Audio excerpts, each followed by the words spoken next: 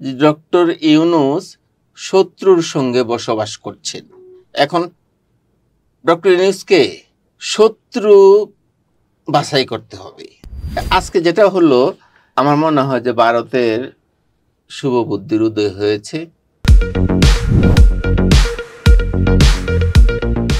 আমন্ত্রণ জানাচ্ছি মানব জমিনের নিয়মিত আয়োজন নিউজ অ্যান্ড ভিউজ অনুষ্ঠানে। আপনাদের সঙ্গে আছে আমি লুৎফর রহমান। স্টুডিওতে আলোচনার জন্য আছেন মানব জমিনের জয়েন্ট এডিটর শামীমুল হক।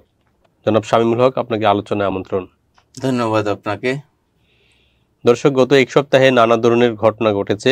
অন্তর্বর্তীকালীন সরকারের নানা পদক্ষেপ ছিল দেশের শান্তি শৃঙ্খলা ফিরিয়ে আনার জন্য। তারপর আমরা দেখেছি বিভিন্ন জায়গায় অস্থিতিশীল পরিবেশ তৈরির চেষ্টা হয়েছে। পাহাড়ে এখনও অশান্তি বিরাজ করছে। আপনার গার্মেন্টস সেক্টরে অস্থিতিশীল অবস্থা ছিল, সেটা এখন কিছুটা শান্ত হয়েছে। এরকম নানা ঘটনা ঘটেছে এবং কেন এইসব ঘটনা ঘটছে, কারা ঘটাচ্ছে, এইসব বিষয় নিয়ে আমরা আলোচনা করব। আলোচনায় যাচ্ছি। আপনি বললেন কারা ঘটাচ্ছে, এখানে ব্যাখ্যা বিশ্লেষণের কোনো প্রয়োজন আছে কি?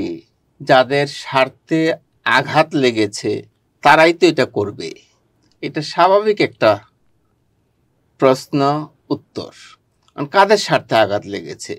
এর আগে আমি একটা শুভ সংবাদ দিতে চাই আপনাকে। আপনি যেটা জানেন, আমাদের দর্শকদের জন্য বলছি, জাতিসংঘের ইতিহাসে এই প্রথম প্রধান উপদেষ্টা বা কোনো দেশের রাষ্ট্রপ্রধান মার্কিন প্রেসিডেন্টের সঙ্গে বৈঠকে বসছেন। কখন? জাতিসংঘ অধিবেশন চলাকালীন। হ্যাঁ, জাতিসংঘ অধিবেশন চলাকালীন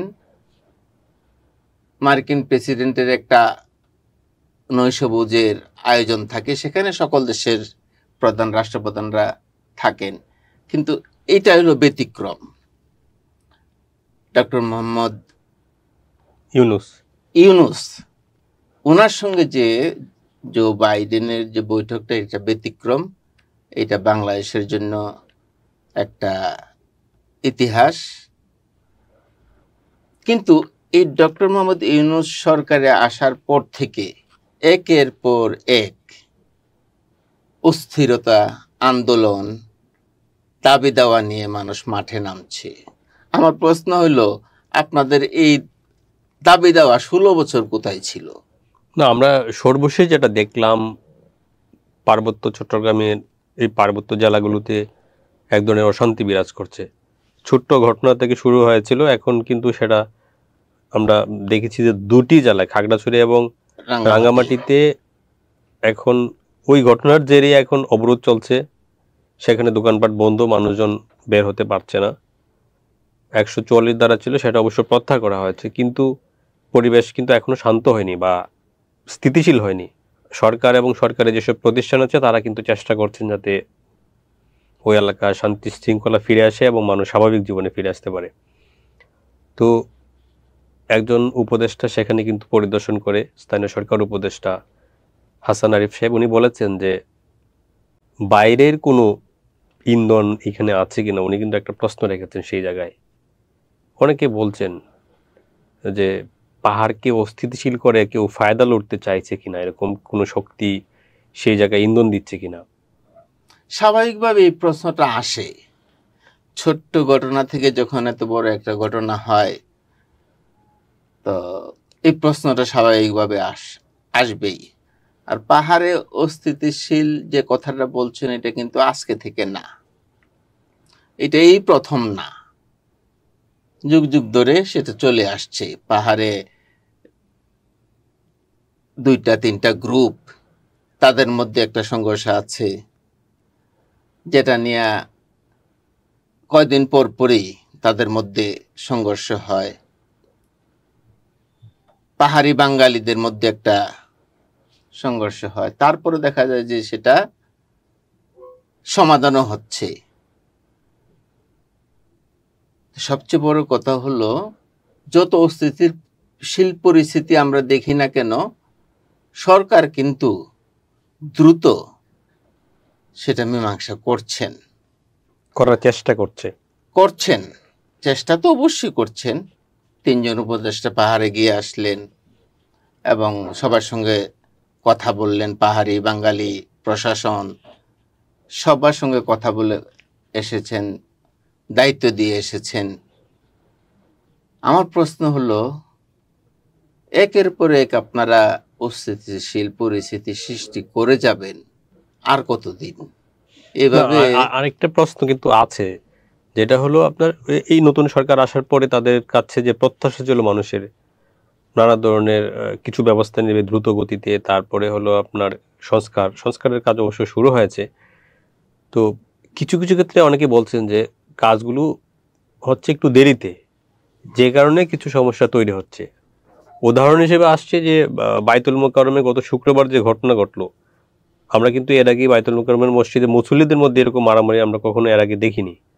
তো সেটা ঘটেছে হলো, যিনি ইমাম খতিব ছিলেন তিনি কিন্তু সরকার পতনের পর পালিয়ে গিয়েছিলেন, ওনাকে 1 মাস 1.5 মাস খুঁজে পাওয়া যায় না, কিন্তু ওই শুক্রবার উনি ওনার দলবল নিয়ে লোকজন নিয়ে হাজির হয়েছিলেন, যে কারণে পরিস্থিতি তৈরি হয়।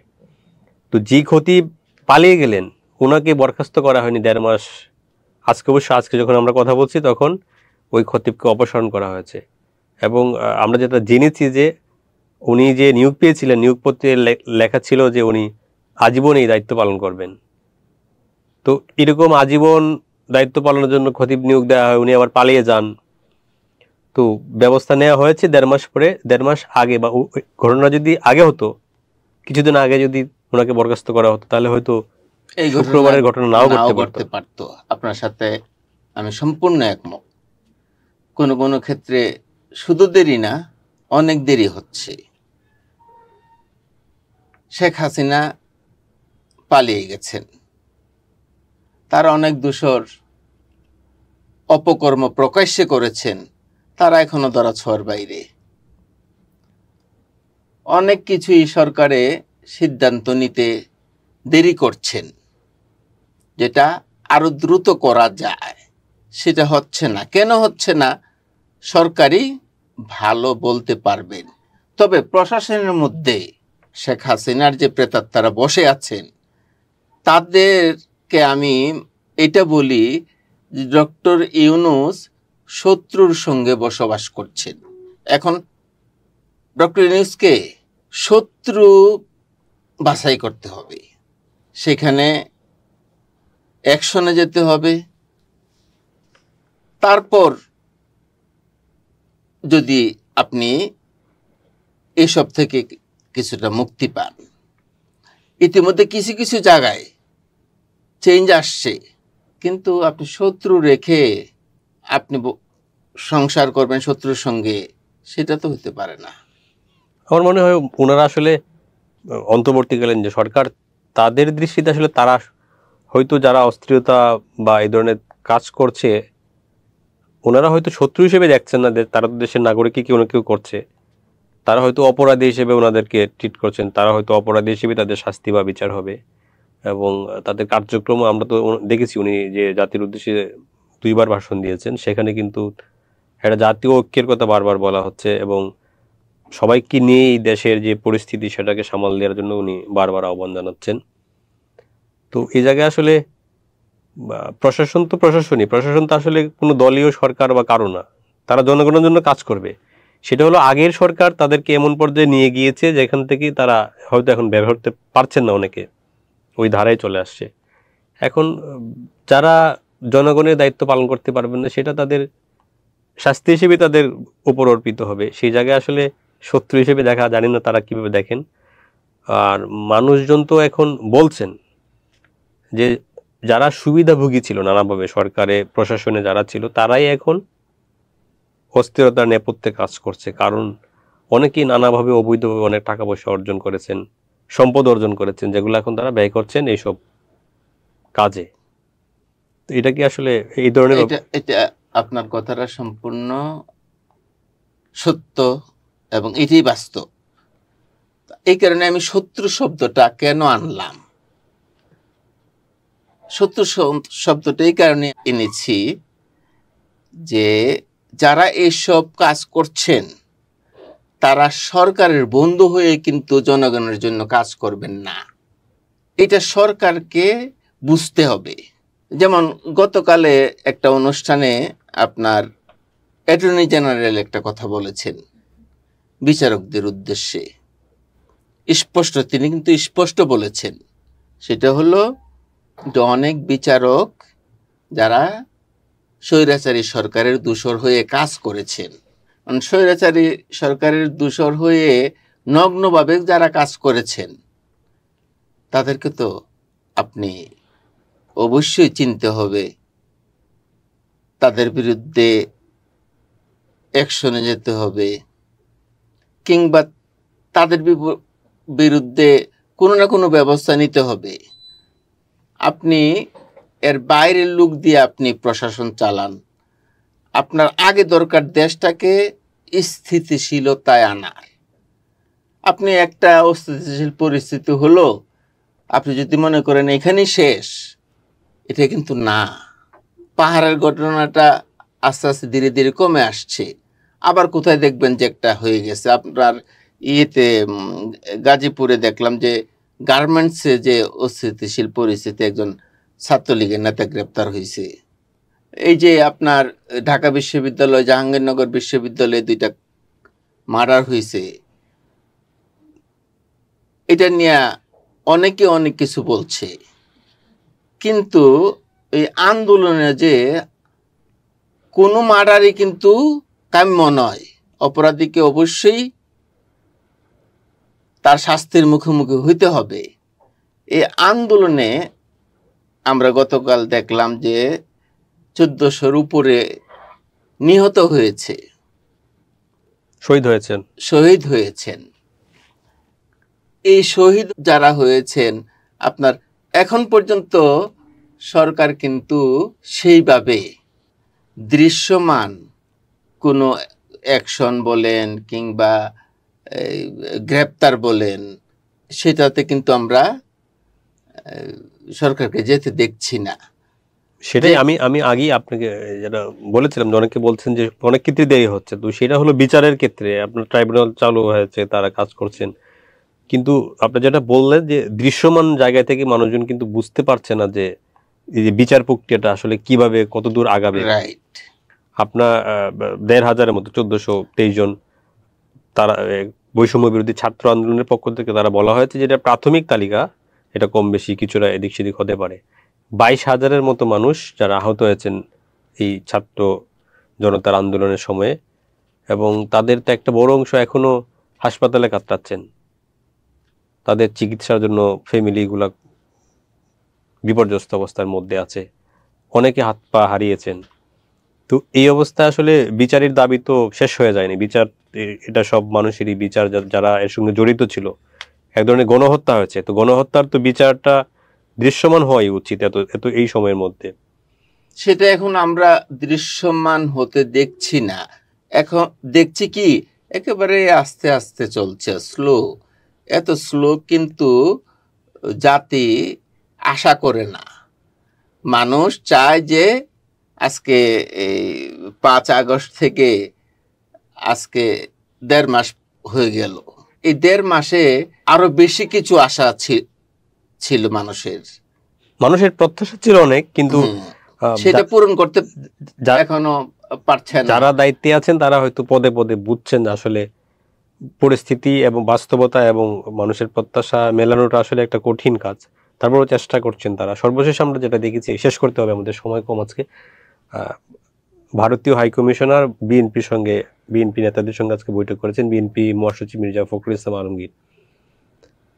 চলমান পরিস্থিতিতে কিন্তু ভারতের সাথে আমাদের এক ধরনের দূরত্ব সৃষ্টি হয়েছিল, বোঝাপড়ার বিষয়টা কিন্তু আসলে আলোচনায় আছে।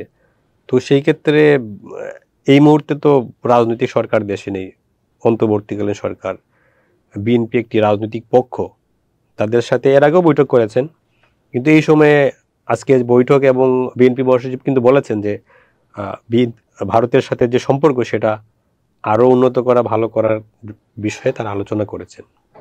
আমরা এই বিষয়টি আজকে শেষ করতে চাই। আসলে ভারতের সরকার বা একটা দেশের সরকার সবসময় তার সম্পর্কটা থাকে দেশের জনগণের সঙ্গে। সরকারে যে আসুক না কেন, সরকার তো সরকারি, কিন্তু ভারতের একটা এই আপনার শেখ হাসিনা সরকারের প্রতি একটা অন্যরকম একটা দৃষ্টিভঙ্গি ছিল, আস্থা ছিল, যেটা প্রকাশ্যে চলে এসেছে, যেটা 2014 সালের নির্বাচনে একেবারে নির্লজ্জভাবে প্রকাশ্যে আসছে। এরশাদকে টেনে হেসড়ে ভারতের পররাষ্ট্র সচিব সুজাতা সিং যেটা করলেন, সেটা কিন্তু একেবারেই আপনার কূটনৈতিক শিষ্টাচার মধ্যে পড়ে না, হ্যাঁ, শিষ্টাচারের মধ্যে পড়ে না। এইটাও কিন্তু আমাদের দেখতে হয়েছে। আজকে যেটা হলো, আমার মনে হয় যে ভারতের শুভ বুদ্ধির উদয় হয়েছে। তারা প্রত্যেকের সঙ্গেই একটা সম্পর্ক গড়ার চেষ্টা এখন চলছে। যার প্রথম পদক্ষেপ হলো বিএনপির সঙ্গে বসা। গত 1.5 মাসে কিন্তু বিএনপির সঙ্গে ভারতের কোনো আলোচনা হয় নাই, কোনো কথা হয় নাই, যেটা মির্জা ফখরুল ইসলাম আলমগীর বিএনপির মহাসচিব যেটা প্রকাশ্যে বক্তৃতাই বলেছেন। তো কাজেই এটাকে একটা ভালো লক্ষণ বোঝা যায় যে ভারত হয়তো বা বাংলাদেশের জনগণের সঙ্গে সম্পর্কটা গড়তে যাচ্ছে, বাস্তবতাকে মেনে নিতে চাচ্ছে। দর্শক, আজ এ পর্যন্তই, দেখা হবে আগামী পর্বে।